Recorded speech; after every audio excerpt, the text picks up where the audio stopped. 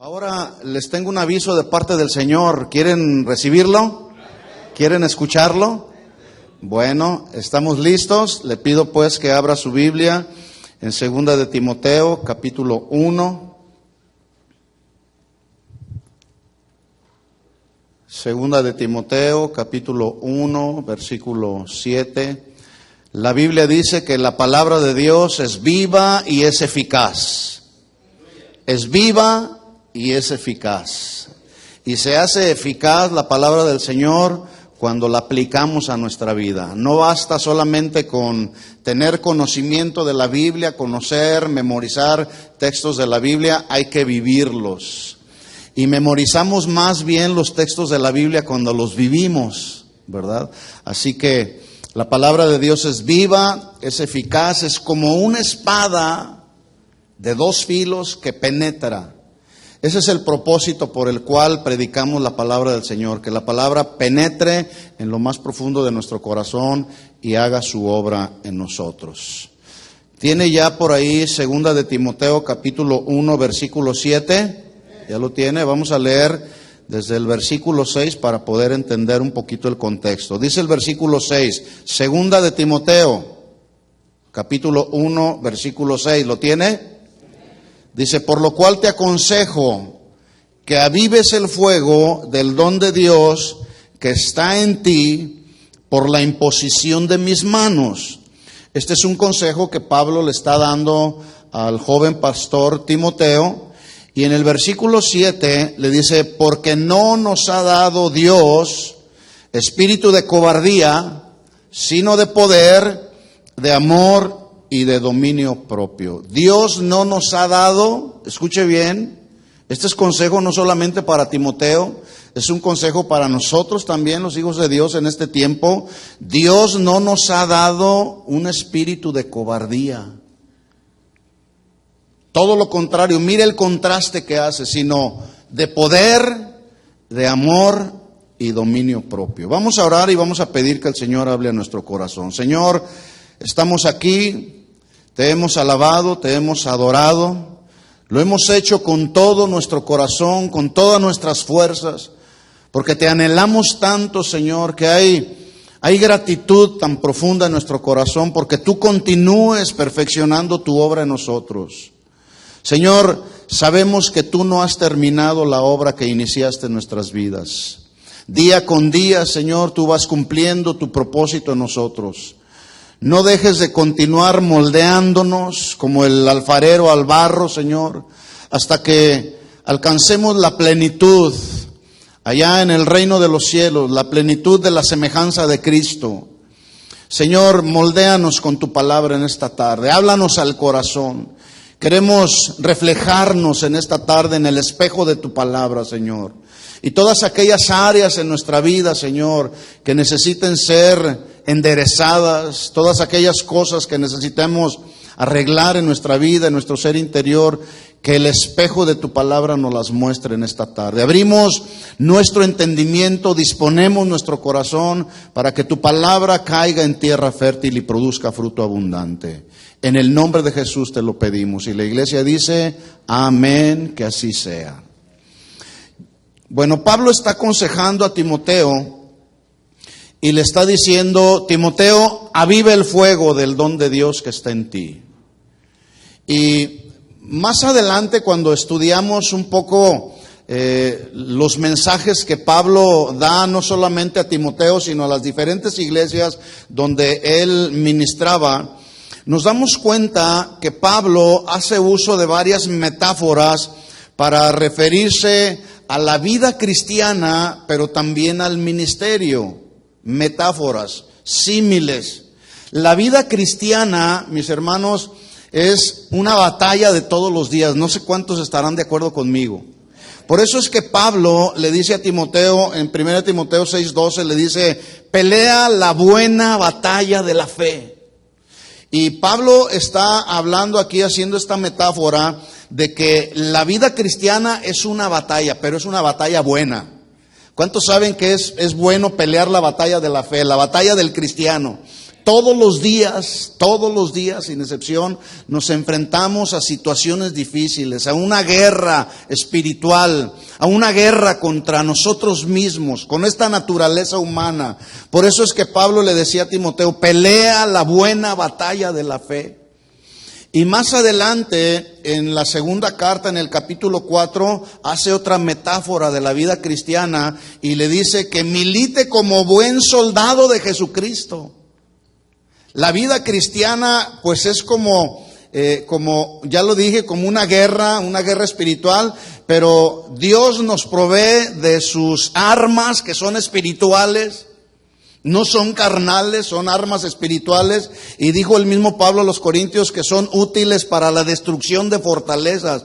Pero los buenos soldados de Jesucristo tenemos que hacer uso de las armas espirituales, ¿sí? No son armas físicas, armas que conocemos, son armas espirituales. Y entonces Pablo le dice, milita la buena batalla de la fe como un buen soldado de Jesucristo. Pero también ahí mismo en la carta de Pablo a Timoteo, en el versículo 6 de la segunda carta, le dice que la vida cristiana es como aquel agricultor o aquel labrador que para participar de los frutos tiene que trabajar. Los cristianos de hoy tenemos que trabajar para mantenernos en comunión, en intimidad con el Señor. Tenemos que trabajar en el trabajo de la oración, en el trabajo de la intercesión. Tenemos que trabajar en el estudiar, el escudriñar la palabra del Señor, para que cuando nos vienen las pruebas, las tentaciones, los momentos difíciles, los tiempos de adversidad, podamos y sepamos cómo enfrentar cualquier situación que se nos presenta.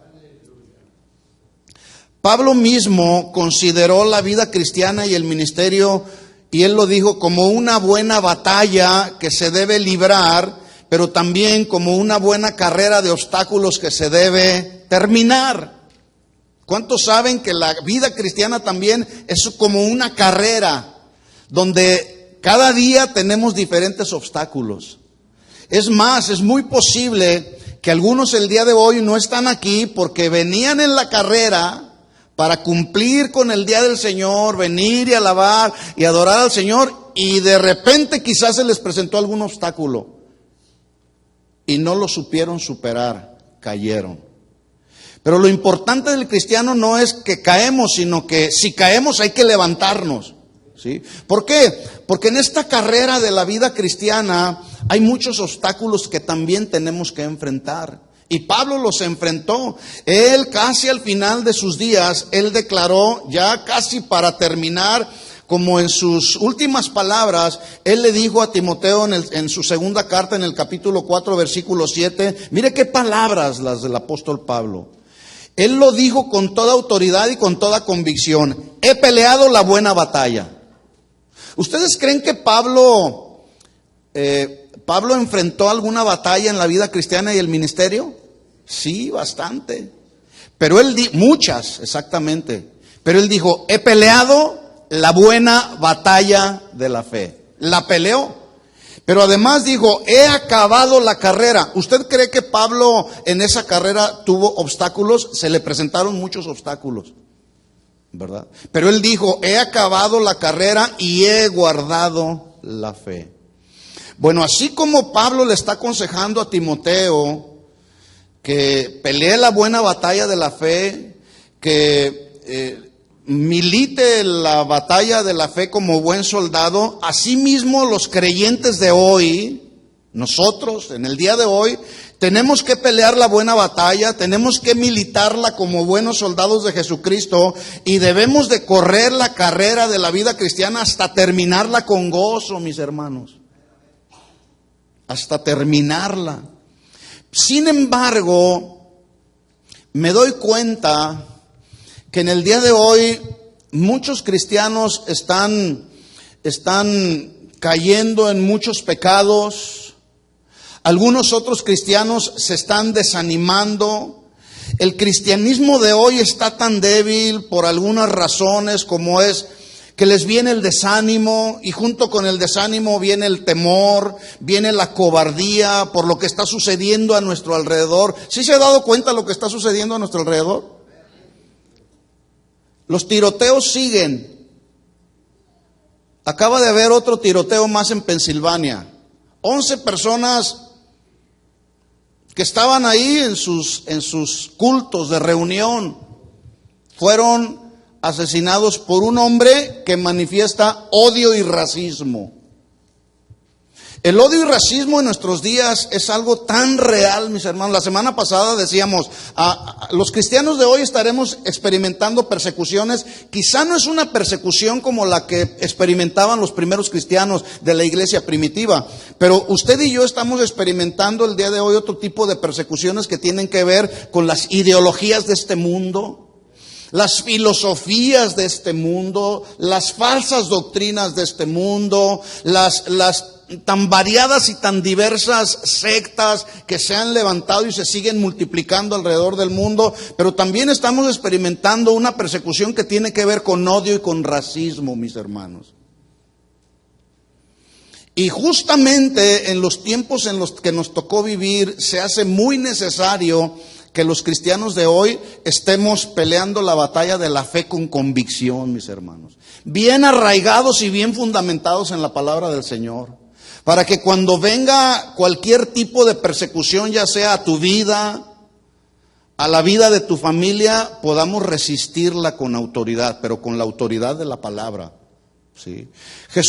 A Jesús se le presentaron obstáculos y luchas y tentaciones en su vida y en su ministerio. Sí, simplemente, nomás por mencionarle algún ejemplo, él al inicio justamente de su ministerio, después de haber ayunado 40 días y 40 noches, se le presentaron 3 tentaciones. Y Jesús superó las 3 tentaciones. Y él dijo, escrito está, porque al Señor tu Dios adorarás y a Él solo servirás. Así que la pregunta que me surge ante todo lo que estamos viendo a nuestro alrededor, la pregunta que surge para meditar en nuestro corazón es, ¿hacia dónde se dirige esta humanidad? ¿Hacia dónde vamos? ¿Y en qué lugar y en qué posición estamos los cristianos? Ese es otro asunto. Pablo le dice a Timoteo, por un lado, en el versículo 6, aviva el fuego del don de Dios. Y en el versículo 7 le da una afirmación que es muy contundente también y que tiene que ver con el versículo anterior. Dice, porque no nos ha dado Dios espíritu de cobardía. Hoy muchos cristianos se están acobardando, mis hermanos. Muchos cristianos se están acobardando. Yo les decía que hace algunos meses atrás tuve oportunidad de hablar con algunos pastores de Venezuela y ellos con lágrimas en sus ojos nos dijeron, hay pastores en Venezuela que están abandonando a sus congregaciones, a la gente que Dios les puso a su cuidado. ¿Por qué? Porque la situación en Venezuela, usted ya lo conoce, hay hambre, hay muertes, hay enfermedades que no se pueden suplir con medicina porque no tienen medicina. La gente verdaderamente, los cristianos de aquella nación, verdaderamente están viviendo un cristianismo por convicción. Pero es muy lamentable y es muy triste que muchos pastores están abandonando, se están retirando, están desertando del camino. ¿Sí? ¿Por qué? Porque les ha venido desánimo y cobardía al corazón. Cuando la Biblia dice, Dios no nos ha dado espíritu de cobardía, sino de poder, de amor y de dominio propio. Y estos 2 versículos, el versículo 6 y el versículo 7, son 2 versículos que están muy ligados el uno al otro. Por lo tanto, yo me veo un poco en la necesidad de hacer una recapitulación breve de lo que hablamos la semana pasada para entonces poder ligar el versículo 7 con lo que vamos a hablar el día de hoy o con lo que Dios nos quiere hablar en esta tarde. Entonces Pablo le dice, aviva el fuego del don de Dios que está en ti. Pero ¿por qué Pablo le está dando este consejo a Timoteo? Bueno, aunque no es nada confirmado, solamente son meras especulaciones o posibilidades, se cree que a Timoteo le había venido el temor. Le había venido la cobardía, la angustia, el desánimo en sus labores como ministro de Dios. Y porque dice el versículo 7, le dice Pablo, Timoteo, aviva el fuego del don de Dios. ¿Por qué? Había un propósito, porque Dios no nos ha dado espíritu de cobardía. ¿Qué era lo que estaba sucediendo? Bueno, es que había una sangrienta persecución, muchos cristianos de aquel tiempo estaban muriendo, algunos otros estaban siendo gravemente atormentados, muchos otros eran devorados por las bestias hambrientas en los coliseos romanos. Hemos dicho que en un periodo de 210 años la iglesia primitiva experimentó la muerte de más de 330,000 cristianos, más de 330,000 verdaderos discípulos de Jesucristo, lo cual significa que en aquel tiempo vivir la vida cristiana, el llamarse cristiano, el proclamarse un seguidor de Jesucristo, lo hacían por convicción y no por emoción. Hoy hay mucho cristiano emocional. ¿Se había dado cuenta de eso? Que simplemente no le tocan el área de las emociones y dicen, se me hace que la presencia del Señor no estuvo el día de hoy tan clara y tan manifiesta en la congregación, porque no hubo emociones. No, la vida cristiana no se vive por emociones, ¿o sí? La vida cristiana se vive por convicciones, mis hermanos. Convicciones que la misma palabra nos va dando siempre, cada día, en la medida que hacemos de la palabra viva en nuestra vida misma, ¿sí? Porque también algo de lo que estaba sucediendo, por eso es que Pablo le dice a Timoteo, viva el don de Dios que está en ti, no nos ha dado Dios espíritu de cobardía, porque muchos que rodeaban la vida de Timoteo sabían que él era un fiel discípulo de Pablo. ¿Sabe usted dónde estaba Pablo? Pablo estaba encarcelado. Timoteo andaba libre por ahí, continuando la obra que le había sido encomendada por su padre espiritual Timoteo. Pablo está por segunda vez en una prisión de Roma y está a punto de morir, pero por sobre todas las cosas, yo me imagino, vuelvo a repetir, puedo discernir un poquito el sentir y el corazón de Timoteo, es que estaba Timoteo a punto de recibir una gran responsabilidad, que esa gran responsabilidad anteriormente recaía sobre Pablo. Pablo tenía no solamente un manto apostólico, sino también tenía un manto como maestro y como pastor.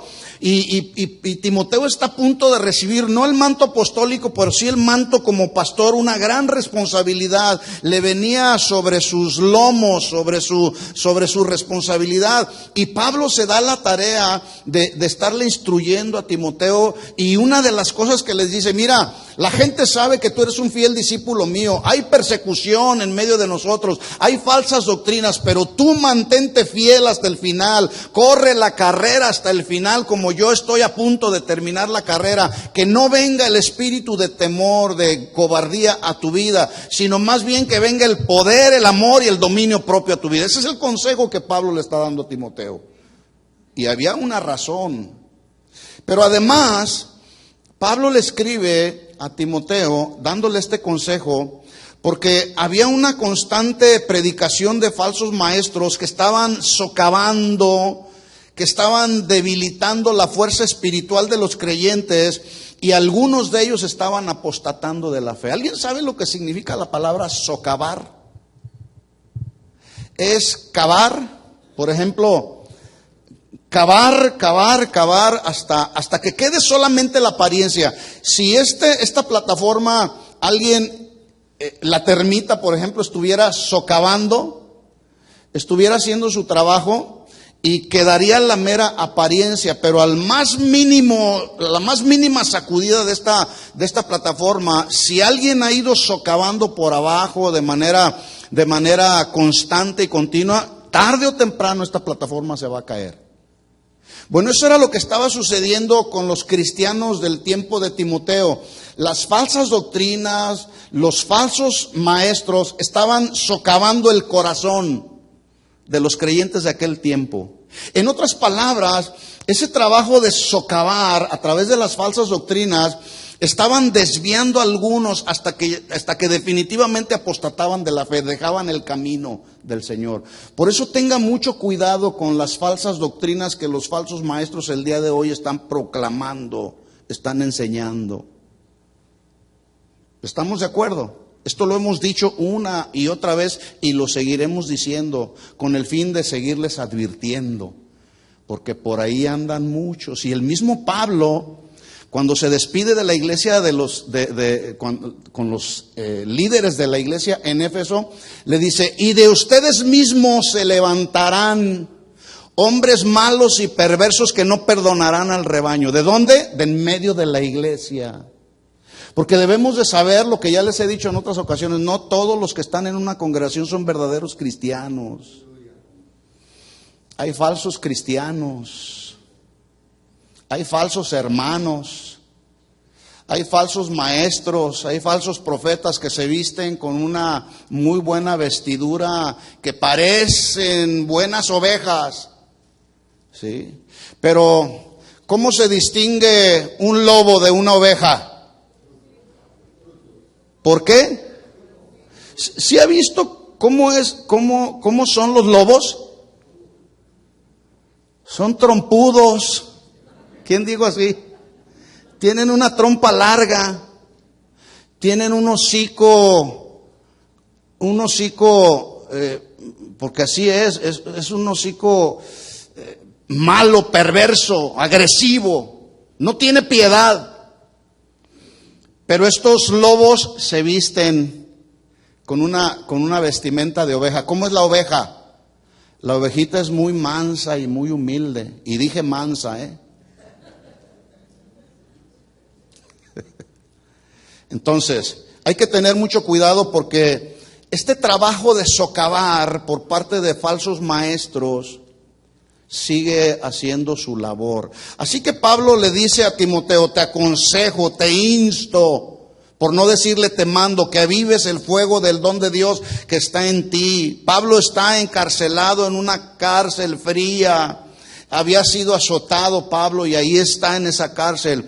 Pero yo puedo ver que a pesar de que Pablo está por segunda vez en esa cárcel fría, está encadenado sin ninguna esperanza de ser librado, sus palabras no fueron palabras de reclamo, sus palabras no fueron palabras de queja, tampoco fueron palabras de autocompasión, de lamento, sino de aliento y exhortación para su hijo Timoteo. Y es muy importante que podamos de alguna manera ponernos en el lugar de Pablo, porque cualquiera que pudiera estar en el lugar de Pablo le pudiera hablar, estando en una cárcel como estaba Pablo, no decirle palabras de aliento, palabras de ánimo, sino quizá palabras de autocompasión. Mira nomás, posiblemente pudiéramos pensar que Pablo le pudiera decir: cuídate, Timoteo, no te vaya a pasar lo que a mí me ha pasado. Mira dónde estoy, después de haber servido tanto al Señor, ahora estoy encarcelado y estoy a punto de morir. ¿Sabe alguien cómo murió Pablo? Le cortaron la cabeza. ¿Por qué decapitaron a Pablo? Por la causa de Cristo. ¿Qué si nos viniera una persecución, mis hermanos, y algunos de nosotros nos dieran cuello? ¿Nos vamos con el Señor? Mire qué convicción tenía Pablo, y él decía: para mí el vivir es Cristo y el morir ganancia.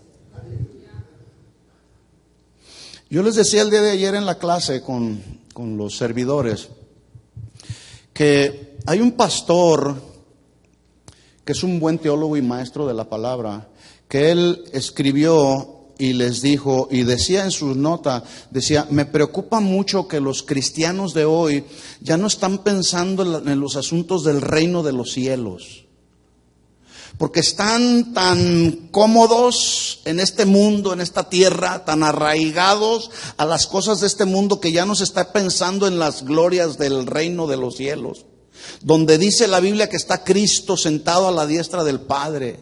¿Sabe usted que la gloria del cielo es Jesús mismo?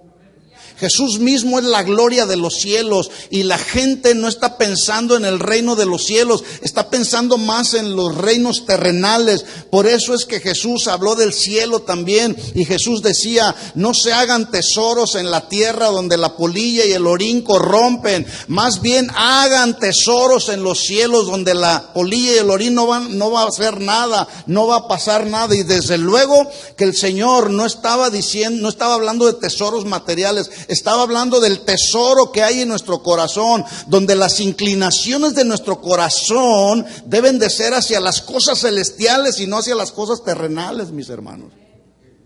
Sin embargo, muchos cristianos estamos acobardados o están acobardados. ¿Cómo lo estaba Timoteo? Con justa razón. Había una persecución. Y aunque Pablo estaba físicamente encadenado, por encima de las cadenas físicas, Pablo estaba espiritualmente encadenado, pero escuchen esto, al cumplimiento de los propósitos de Dios para su vida. Nosotros los cristianos de hoy no debemos estar encadenados o atados a las cosas de este mundo. Debemos estar encadenados al cumplimiento de los propósitos de Dios para nuestra vida. ¿Qué quiere Dios de mí? Somos la luz de este mundo, dijo Jesús. Somos la sal de esta tierra. Tenemos una gran comisión que Jesús nos dejó, que es la predicación del evangelio. Pero muchos, el día de hoy, estamos muy cómodos con los brazos cruzados y la gente se sigue yendo a una eternidad sin Cristo. Yo no sé cuántos de estas 11 personas serían cristianos, porque estaban en una sinagoga judía. No sé si eran judíos genuinamente convertidos, porque todavía hay mucho judío que no se ha convertido a los caminos del Señor. Lo único que sabemos es que ese día, el día de ayer, fue su último día para estas personas.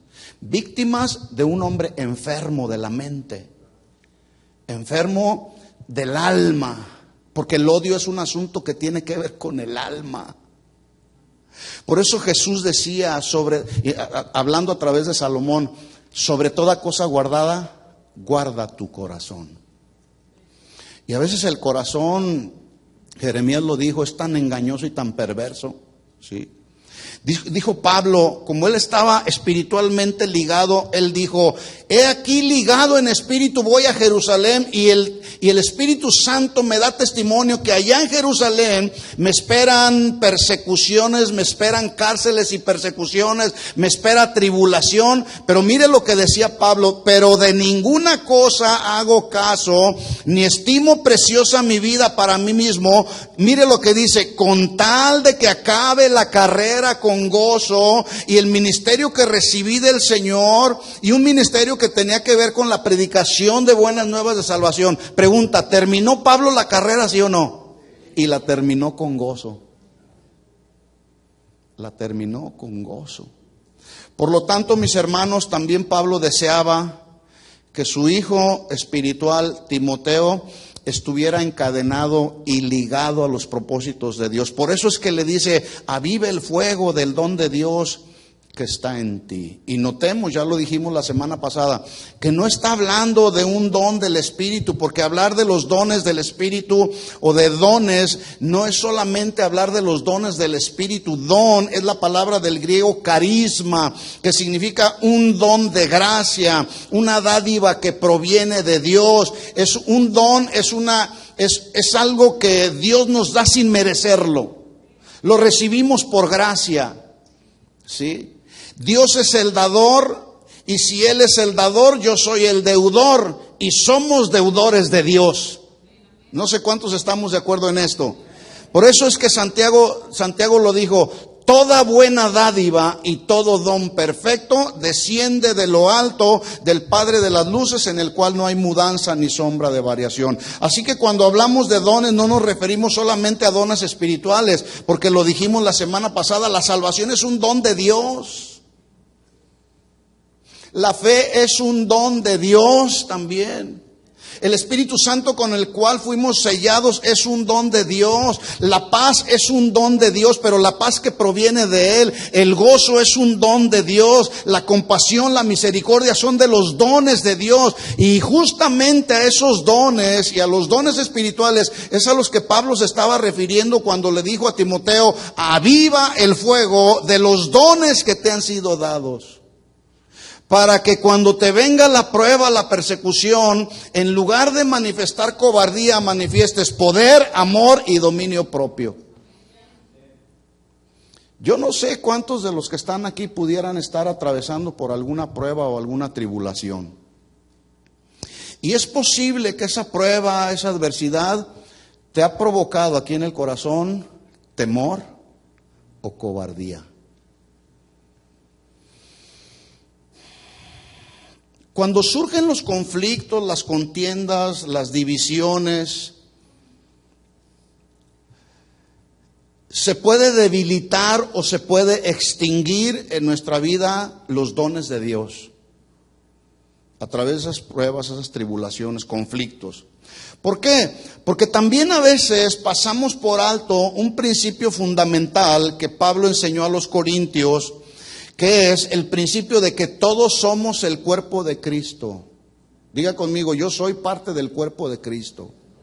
Todos somos el cuerpo de Cristo. En otras palabras, así como hay diversidad de miembros del cuerpo y cada uno funciona en armonía y en unidad, asimismo debemos de funcionar los que somos parte del cuerpo de Cristo. Y lamentablemente lo tengo que volver a repetir, el cuerpo de Cristo el día de hoy está muy dividido.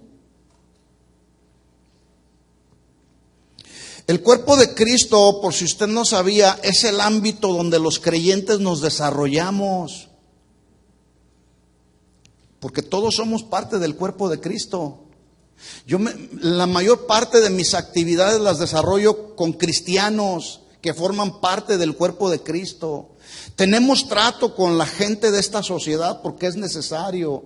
Pero nuestras actividades principales las desarrollamos con la gente que es parte del cuerpo de Cristo. Por lo tanto, debemos de funcionar como miembros del cuerpo de Cristo y no como una prótesis.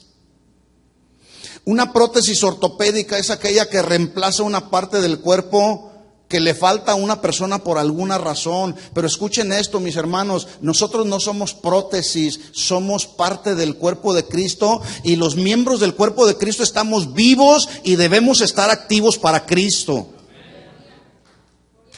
Dele un aplauso de alabanza al Rey de Reyes.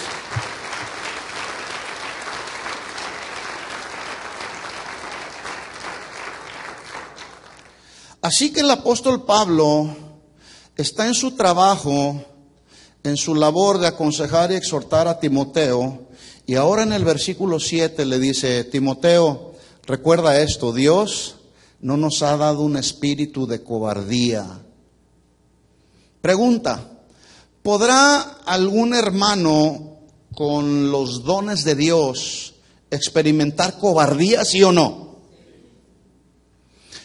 Sí, la verdad es que sí, la respuesta es sí, porque si no, entonces, ¿qué caso tendría que Pablo le hubiera dado esta exhortación a Timoteo? Hubo un propósito. Ahora, ¿cuántos de los que están aquí en alguna ocasión han experimentado cobardía? Algunos podrán decir: yo soy tan macho que ni al diablo le tengo miedo. Está bien, gloria a Dios, qué bueno. Pero te aseguro que más de alguna ocasión, todos, más de alguna ocasión, hemos experimentado cobardía. ¿Cuántos han experimentado cobardía? Y si no, se lo voy a demostrar con la misma definición. Ahorita vamos a ver, porque incluso a veces no nos gusta cuando alguien nos dice: no seas cobarde. Primero voy a dar respuesta. Hay dos preguntas: ¿qué es la cobardía y qué hace la cobardía? Voy a darle respuesta primero a lo que hace la cobardía. ¿Qué hace la cobardía? La cobardía paraliza a una persona, la neutraliza, la incapacita. La cobardía le provoca temor, inseguridad, incertidumbre, desánimo. Y el desánimo, vuelvo a repetir lo que ya dije, el desánimo ha llevado a muchos a apostatar de la fe. Y las cosas que están sucediendo hoy a nuestro alrededor, en este mundo en el que nos tocó vivir, están acobardando a muchos. Dios, le voy a poner un ejemplo así rápidamente. Dios decide terminar con los días de Moisés, y en lugar de Moisés, Dios elige a Josué para conquistar la tierra de Canaán y para llevar al pueblo de Israel a que el pueblo de Israel disfrutara de la tierra que Dios les había prometido, que era la esperanza que el mismo pueblo de Israel tenía. Lamentablemente, la primera generación que salió con Moisés de la esclavitud de Egipto no llegaron a la tierra prometida, no llegaron a su destino final. Pero hubo una segunda generación de israelitas que se levantó durante todos estos 40 años que anduvieron en el desierto, y esa responsabilidad de llevar a esa otra generación a disfrutar de la tierra que Dios les había prometido recayó sobre los hombros de Josué. Y yo me imagino que con tanto israelita, con tantos conceptos y tantos malos hábitos con los que ya tenían, porque habían ellos vivido en idolatría, en rebeldía. Una y otra vez Dios los había disciplinado, una y otra vez Dios les había extendido su favor y su misericordia. Y la siguiente generación fue creciendo de la misma manera, porque ¿cuántos saben que los hijos aprenden por el ejemplo, por lo que ven de los padres? Usted puede ver a una pareja de un matrimonio que tiene muchos problemas por diferentes razones, y cuando esos problemas no los saben resolver en la intimidad y tratan de darle respuesta a sus problemas, y lo ven los hijos y hay pleitos entre el matrimonio, al rato la historia se vuelve a repetir con los hijos. Porque los hijos aprenden por el ejemplo. Entonces había una gran responsabilidad sobre los lomos de Josué, llevar a esa segunda generación a disfrutar de la tierra que Dios les había prometido. No era una tarea muy fácil. Por eso mire lo que Dios le dijo a Josué. Quiero que vayamos ahí, acompáñeme a ver Josué capítulo 1, versículo 2, por favor. Como Dios mismo en su soberanía y en su omnisciencia sabía que la tarea para Josué no era una tarea fácil, Dios le da promesas a Josué que le dieron seguridad. Y escúcheme bien, las promesas no solamente nos dan seguridad, las promesas echan fuera el temor. Las promesas de Dios son en las que los hijos de Dios debemos confiar y descansar, porque esas promesas de Dios echan fuera todo temor. ¿Sí? Entonces, Josué necesitaba de la promesa de Dios para poder descansar en Dios y que el temor se fuera. Yo me imagino que cuando recibió la instrucción de parte de Dios, Josué recibió una buena sacudida, ¿verdad? Y mire entonces las palabras que Dios le dice a Josué. Le dice versículo 1, capítulo 1, versículo 2. Josué capítulo 1, versículo 2. Dice, mi siervo Moisés ha muerto. En otras palabras, la responsabilidad ya no va a ser de Moisés, ahora va a ser tuya, Josué, porque él ya murió. Ahora pues, levántate y pasa este Jordán, tú y todo este pueblo, a la tierra que yo les doy a los hijos de Israel. Versículo 3. Yo les he entregado, como ya se los había dicho a Moisés, todo lugar que pisare la planta de vuestro pie. Yo quiero que note algo muy importante aquí. Dios fue quien les dio la tierra que la planta de su pie pisare. El día de hoy hay muchos falsos maestros que le dicen, ve y ponle tu pie a lo que quieras y solamente declara que lo que pisen tus pies Dios te va a dar eso. Mentira. Tiene que ser Dios el que te dé testimonio por su Espíritu Santo. No es por el simple hecho de poner tu pie. Tiene que ser Dios el que te dé la prueba de lo que te quiere Él dar. Porque Él es el dador de todas las cosas. Y este versículo se ha manipulado mucho, mis hermanos. Todo lo que la planta de tu pie pisare, eso será de ustedes. Tiene que venir como una instrucción y un decreto y un mandamiento de Dios. ¿Estamos de acuerdo? Así le dice entonces Dios a Josué. Versículo 5, vamos hasta el 5. Nadie te podrá hacer frente en todos los días de tu vida. Como estuve con Moisés, estaré contigo. No te dejaré ni te desampararé. Oiga, qué promesa, ¿eh? Con la presencia de Dios sobre mi vida, sabiendo y entendiendo que no me va a dejar ni me va a desamparar, pues Señor, a donde quieras mandarme, siempre y cuando tú vayas conmigo. Tuvo que Dios darle esta promesa porque es muy posible que Josué tuvo temor en su corazón. Versículo 6. Por lo tanto, le dice Dios, esfuérzate y sé valiente. ¿Qué es lo contrario a la valentía? ¿Qué no es la cobardía? Y Dios le dice, esfuérzate y sé valiente. Porque tú repartirás este pueblo por heredad la tierra de la cual juré a sus padres que la daría a ellos. Versículo 7. Solamente, segunda vez, esfuérzate y sé muy valiente para cuidar de hacer conforme a toda la ley que mi siervo Moisés te mandó. No te apartes de ella ni a diestra ni a siniestra, para que seas prosperado en todas las cosas que emprendas. Versículo 8. Nunca se apartará de tu boca este libro de la ley, sino que de día y de noche meditarás en él, para que guardes y hagas conforme a lo que está, a todo lo que está en él está escrito, porque entonces harás prosperar tu camino y todo te saldrá bien. Tercera vez, mira que te mando que te esfuerces y seas valiente. Cuando Dios habla una vez es importante, cuando Dios habla dos veces es muy importante, pero cuando Dios habla tres veces es sumamente importante poner atención a la voz de Dios, mis hermanos. Y por tercera ocasión el Señor le está diciendo, te mando que te esfuerces y seas valiente. No temas ni desmayes, porque Jehová tu Dios estará contigo a donde quiera que vayas. Oiga, qué promesa, mi hermano. ¿Cuántos les dan gracias a Dios por esta promesa? Gracias, Señor, por tus promesas. Así que la cobardía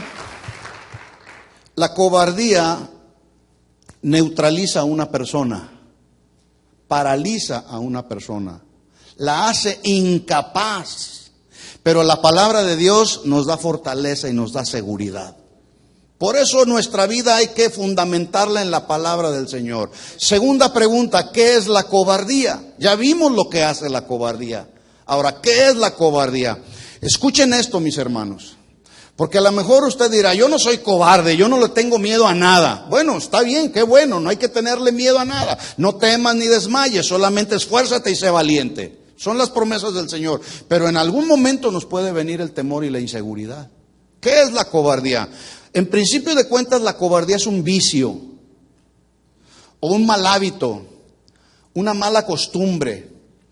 Algunos tienen bien arraigada esta mala costumbre y tal vez bien disfrazada de machismo.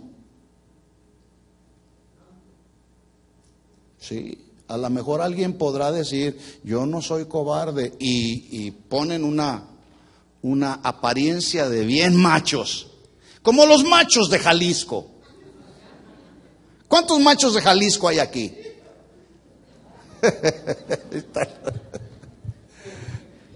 Pero por dentro hay tal nivel de temor y de inseguridad. Entonces, la cobardía a veces se disfraza muy bien de machismo. Comúnmente se considera la cobardía como un deterioro de la prudencia. ¿Qué es la prudencia? La prudencia tiene que ver con el actuar y el hablar de una manera justa, de una manera recta. Y a veces por cobardía hablamos un montón de cosas indebidas. ¿Por qué? Porque no hay valor para hablar o actuar justamente o rectamente, porque hay cobardía. Algunos otros se van al extremo y dicen, pues así hablo yo. No, todo tiene un balance, mis hermanos. ¿Cuántos saben que todo tiene un balance? ¿Sí? El cuerpo humano tiene la columna vertebral. Y la columna vertebral nos hace al cuerpo entrar en un balance. Si mi columna vertebral estuviera deteriorada o afectada, yo no pudiera estar de pie así balanceado. La palabra de Dios nos da balance, mis hermanos. ¿Sí? Tú puedes ser del estado de Sinaloa, porque dicen que los que son del estado de Sinaloa son así, son bien francos. Así hablo yo. Sí, pero habla con respeto, con prudencia, con justicia, ¿verdad? La cobardía o la falta de valor hace incapaz a una persona para encarar o hacer frente con responsabilidad a alguna situación adversa o algunas consecuencias. Voy a repetir esto para que nos quede bien claro a todos. La cobardía o la falta del valor o de valor hace incapaz a una persona para encarar o hacerle frente a nuestras responsabilidades. Escúcheme esto, mi hermano. Y esto va para los varones cabeza del hogar. Levanten la mano los que son cabeza del hogar. Bueno, cualquier asunto que tenga que ver con la familia, la responsabilidad de encarar, de hacerle frente a cualquier situación, recae sobre nosotros los varones. ¿Lo escucharon bien, mujeres? Porque resulta que hay, aquí no, en otros lugares donde yo me he encontrado, que hay varones que no saben enfrentar o encarar sus responsabilidades como cabeza del hogar y se la delegan a la esposa. Ve tú hazle frente al asunto. Pero ahí ya no está el balance, ahí hay un desequilibrio. Y además hay una falta de responsabilidad en el orden que Dios estableció en la familia. El día de ayer me encontré con el acta civil de mi matrimonio. Este es mi matrimonio civil. Y nos dieron esta acta. Fuimos ante las autoridades el día 14 de febrero de 1981, donde mi esposa y yo fuimos a enlazarnos, a ligarnos. Ya llevamos 37 años ligados en matrimonio.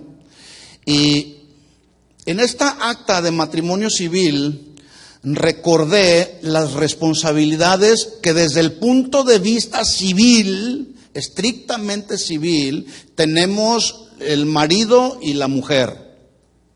No estoy hablando, no le voy a leer una porción de esta ley del matrimonio civil en México. No sé cómo será en otros lugares.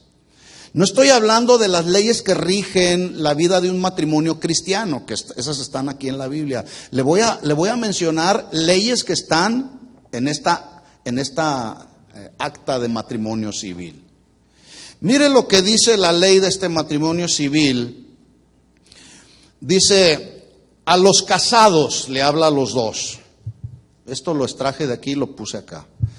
Los casados deben de ser y serán sagrados el uno para el otro. Escuche, esto es algo que tiene que ver con lo civil. Entonces la pregunta es, ¿el marido y la mujer deben de ser sagrados el uno para el otro, sí o no? Sí, lo dice la Biblia. Yo creo que estas leyes civiles, muchas de ellas las sacaron de las leyes espirituales. Porque debo decirle que muchas de las leyes civiles están sustentadas en las leyes espirituales, como estas precisamente.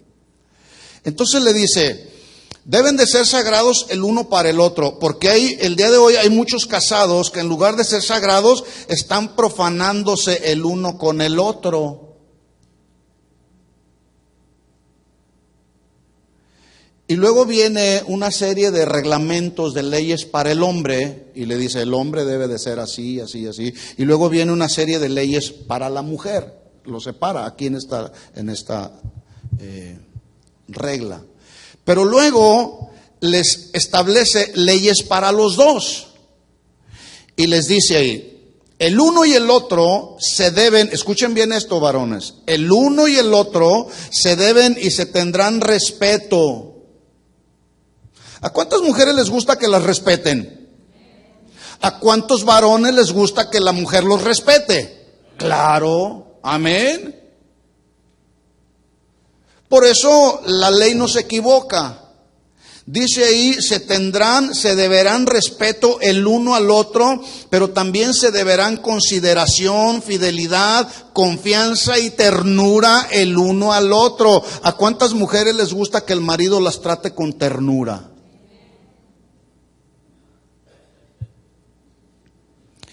Pero hay algunos maridos que tratan a la mujer como si fuera una chancla. Y también algunas mujeres a los maridos, lo tratan como al marido, al viejo como chancla vieja. Entonces, le está hablando a los dos.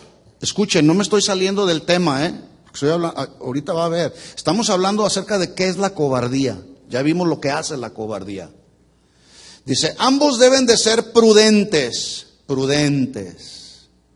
atenuar o aplacar las faltas el uno al otro, porque todos somos imperfectos, nadie hay perfecto, todos somos imperfectos. Entonces, nuestras debilidades, nuestras imperfecciones, debemos atenuarlas uno al otro, aplacarlas. No decirle a la esposa, como luego se dice, eres igual que tu mamá. Tranquilo, aplaca tu ira. No trates así a tu mujer, varón. No cambias, eres como tu mamá. No, hay que aplacar, hay que atenuar las faltas que los dos tenemos. O ya te crees muy perfecto, varón o mujer. No. Mire lo que dice a continuación. Le estoy hablando leyes que tienen que ver con las leyes terrenales. Dice, nunca se dirán injurias. ¿Cuándo dice? Nunca se dirán injurias, ni el uno al otro, ni la otra al otro. La injuria se traduce como ofensas. Le voy a dar algunos sinónimos. Se traduce como insultos, como malas palabras, como palabras que salen del corazón con la finalidad de herir. Y la Biblia habla a través de Salomón que hay hombres cuyas palabras son como golpes de espada. Y una palabra que es como golpe de espada puede hacer más daño que un golpe literal. ¿Sí o no? Bueno, dice aquí la ley que nunca se dirán injurias, ofensas, insultos, porque las ofensas o las injurias entre casados deshonran al que las dice, sea él o sea ella, y con ello están probando su falta de tino o de buen juicio en la elección que hizo. Por ejemplo, le voy a poner un ejemplo, porque dice ahí que el que las dice, las injurias o las ofensas, deshonra al que las dice, sea él o sea ella. Y con ese maldecir está dando a entender que no hizo una buena elección, o está hablando de la elección que él mismo hizo. Por ejemplo, si el varón le dice a la esposa, eres una floja. Espero que a alguien no le hayan dicho así. Si el varón le dice, eres una floja, yo le digo, no te quejes porque tú la elegiste.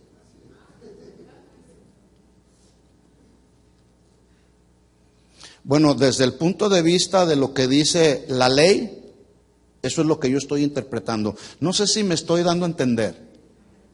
Ahora, si la mujer le dice al varón, eres un flojo, no te quejes, tú lo elegiste.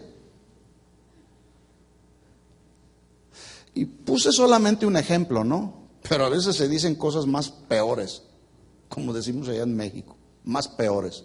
¿Sí? Si la mujer le dice al esposo, ¿me estás oyendo, inútil? No te quejes, tú lo escogiste.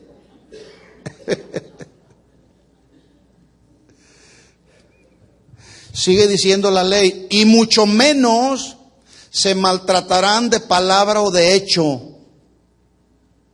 porque es villano. ¿Ha visto películas donde hacen énfasis en el villano de la película? ¿Cómo es el villano? Es malo. Le voy a dar algunos sinónimos de la palabra villano. Porque villano es un eufemismo. Los eufemismos se usan, son términos que usamos, términos muy halagadores, si podemos llamarlo de esa manera, para tratar de encubrir la realidad de lo que es la palabra real. Por ejemplo, villano se traduce criminal. Ya criminal se oye feo, ¿verdad? Entonces dice ahí, ningún villano se maltratará, ningún criminal se maltratarán entre uno al otro. Pero también villano se traduce malvado, se traduce desgraciado, porque no tiene gracia. Se oye fuerte la palabra, ¿verdad? Por eso se usó villano, ese es un eufemismo. Para no decir desgraciado, se dijo villano.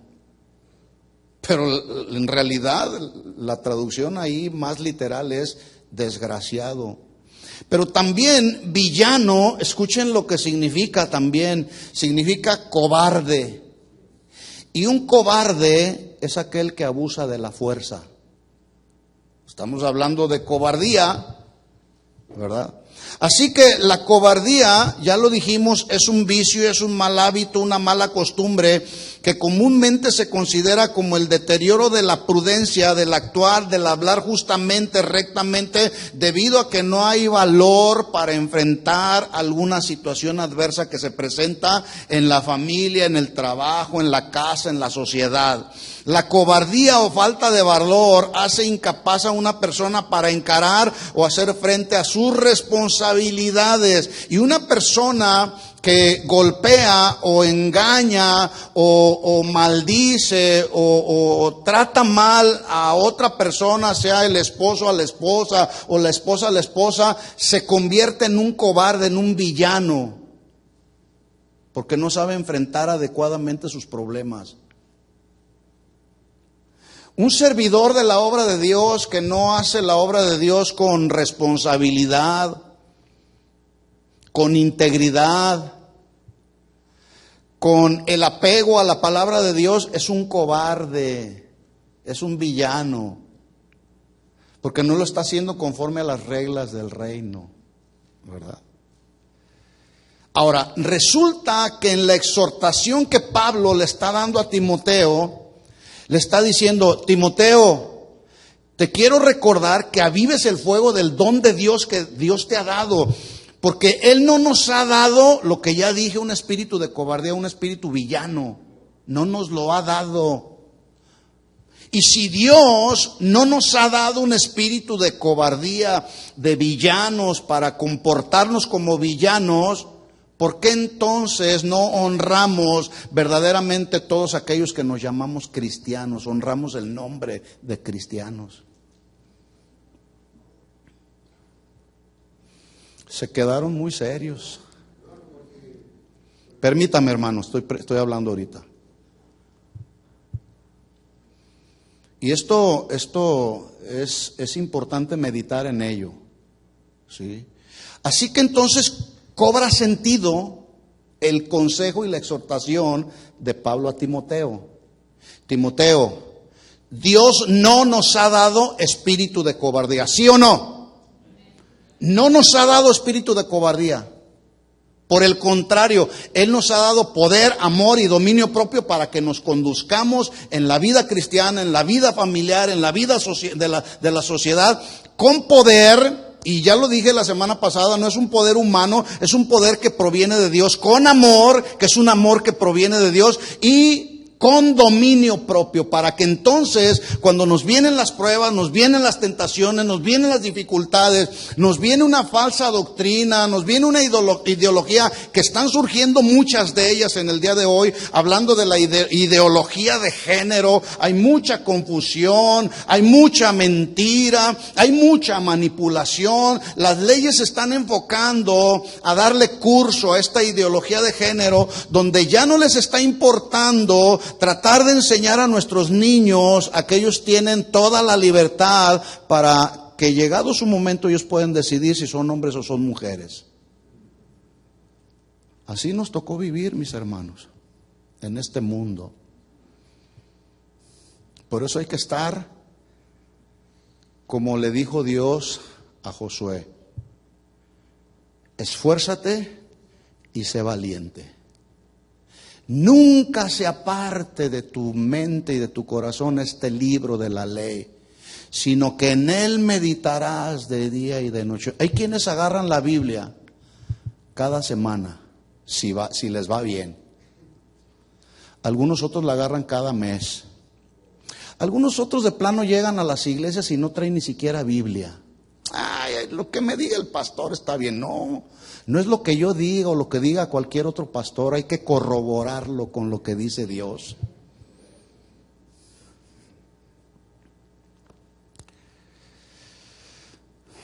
Hermanos, la cobardía o el temor es un espíritu que en cualquier momento nos puede sorprender, como le sucedió a los mismos discípulos de Jesús. Hay una historia, y estoy casi terminando. Cuando dice la Biblia en Mateo capítulo 8, versículo 23, si me acompaña ahí, si no yo lo voy a leer. Es una historia donde dice la Biblia que Jesús calma la tempestad. Jesús calmó una tempestad. Una tempestad que se levantó de manera inesperada, porque los discípulos no esperaban que al cruzar de un lado a otro les iba a venir una tremenda tempestad. Y dice ahí la escritura en Mateo 8:23 que entrando él en la barca, entró Jesús en la barca y sus discípulos le siguieron. Yo quiero que ponga atención en esto. Jesús no le dijo a los discípulos, vénganse y súbanse a la barca. Ellos de manera voluntaria, se subieron a la barca. ¿Por qué se subieron a la barca? Porque ellos sabían que el Rey de Reyes, el Señor de Señores, el verdadero Hijo de Dios, estaba en la barca.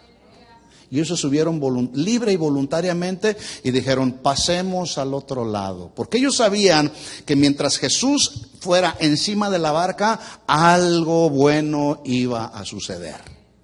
Si Jesús está en la barca de nuestra vida, hay que tener seguridad. Nada te puede pasar. Por eso las palabras de Pablo tienen sentido. Porque si Jesús está en tu corazón, no tiene por qué venir cobardía a tu vida, sino más bien poder, amor y dominio propio.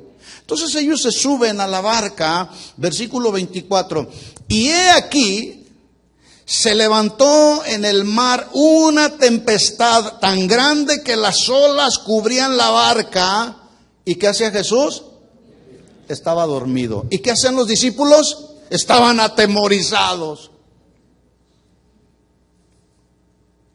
Hay ocasiones en que se levantan grandes tormentas contra nuestra vida, fuertes tempestades contra nuestra vida que nos producen temor y cobardía.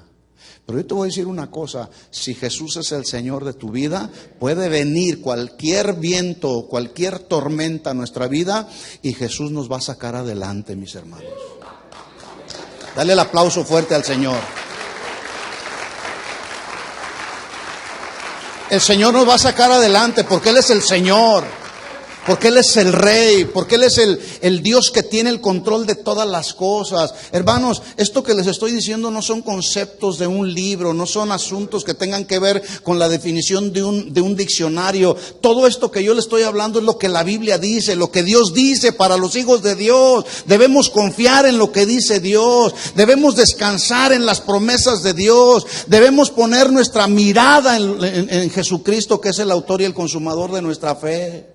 No en las cosas que estamos viendo, no en las tormentas que vemos a nuestro alrededor. Lo que vemos a nuestro alrededor, mis hermanos, se está cayendo, se está derribando, se está derrumbando. Esta sociedad va en una caída sin freno, en una caída moral sin freno. Drogas, alcohol, suicidios, adulterios, engaños, robos, traiciones, hombres malos, hombres perversos, intemperantes, el odio y el racismo por todos lados, mis hermanos. Pero si Jesús está en nuestro corazón, somos más que vencedores. Se levantó entonces una tempestad y Jesús dormía, versículo 25. Vinieron sus discípulos y le despertaron y le dijeron, Señor, sálvanos que perecemos. ¿Qué dijeron? Usted y yo podemos leer ahí muy simple, Señor, sálvanos que perecemos. Pero yo puedo ver que esta expresión que ellos hicieron es una expresión con un alto contenido de temor y de cobardía.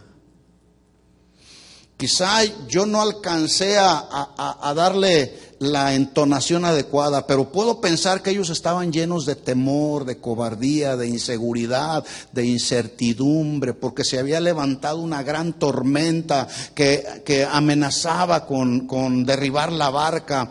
Y versículo 26, el Señor, yo me imagino que el Señor se despertó y de inmediato les dijo: ¿por qué temen? Note usted que no les dijo el Señor Jesús: ¿por qué están llenos de gozo? No, porque yo me imagino que Jesús vio a sus discípulos. Y no solamente los vio, Él pudo discernir lo que había en su corazón. ¿Qué había en el corazón? Había temor. Y había una razón: la barca estaba a punto de hundirse. Pero lo que los discípulos no entendieron es que el maestro iba encima de la barca, iba arriba de la barca, pero les vino temor. Muchas ocasiones usted y yo sabemos que Jesús es el Señor de nuestra vida. Tenemos la palabra de Dios, la palabra profética más segura, que bien hacemos en poner atención en ella, porque es como una antorcha que alumbra nuestro caminar diario. Bien podemos saber, conocer versículos, memorizarlos, pero puede llegar una tormenta inesperada a tu vida y esa tormenta te puede traer temor, inseguridad. Por eso son los momentos en los que tenemos que ir a la presencia de Dios y decirle: Señor, estoy atemorizado. Ellos fueron a Jesús. Ellos fueron a la persona adecuada. Fueron a Jesús porque ellos sabían que Jesús era el único que podía salvarlos. Era el único que podía tener el control aún de la tempestad. ¿Por qué temen? Les dice el Señor, hombres de poca fe. Hay un pasaje por ahí más adelante donde los mismos discípulos le dijeron: Señor, aumentanos la fe.